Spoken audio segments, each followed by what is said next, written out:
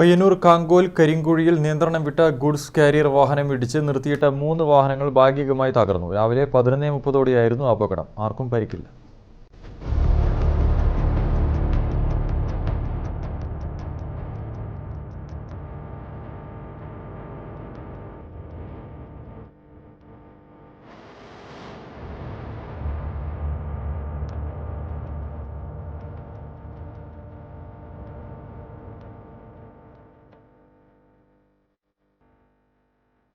ഉച്ചയ്ക്ക് 11:30ഓടെയാണ് പയ്യന്നൂർ ചെറുപുഴ റോഡിൽ കാങ്കോൽ കരിങ്കുഴി പാലത്തിന് സമീപം അപകടം നടന്നത്. പയ്യന്നൂർ ഭാഗത്തേക്ക് വരികയായിരുന്ന ഗുഡ്സ് കാരിയർ വാഹനം സമീപത്തെ ഓട്ടോമൊബൈൽ സ്ഥാപനത്തിനരികിൽ നിർത്തിയിട്ട വാഹനങ്ങളിൽ ഇടിക്കുകയായിരുന്നു. ഇടിയുടെ ആഘാതത്തിൽ 3 കാറുകൾ ഭാഗികമായി തകർന്നു. ആർക്കും പരിക്കില്ല.